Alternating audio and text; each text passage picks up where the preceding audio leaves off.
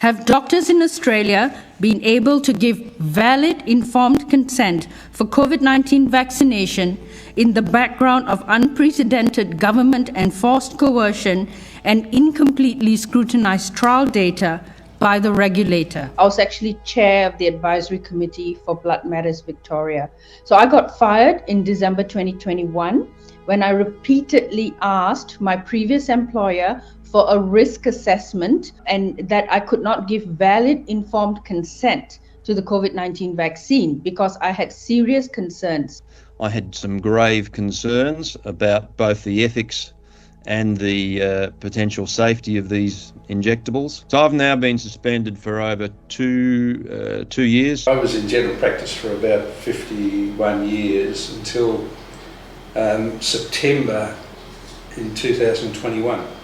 So 28 months ago, when I resigned from the practice because they were going to give an experimental drug to 12 to 15-year-olds, which was violated my conscience, Hippocratic Oath, Nuremberg Code, you name it. Most of my ward had not received any of their COVID jabs by that point, even though they'd been available for a few months.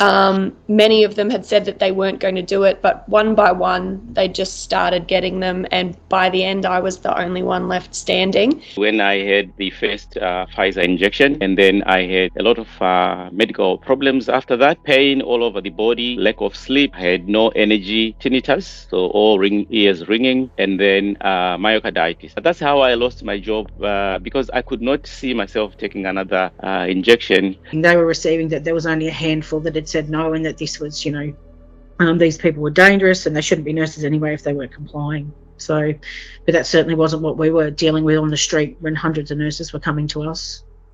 Hundreds? Asking for assistance.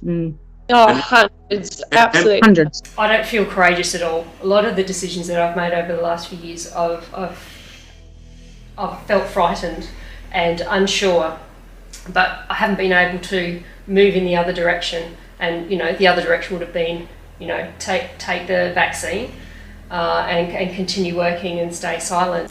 The literature now reveals the pathogenicity of the spike protein used in these vaccines, with concerns ranging from cytotoxicity to cardiotoxicity, from thrombogenicity to oncogenicity, and I could go on. If the clinical sponsor can hide deaths and autopsy results, ignore a sudden adult death and cardiac event signal in the clinical trial, with the regulator waving this along, what else can they hide?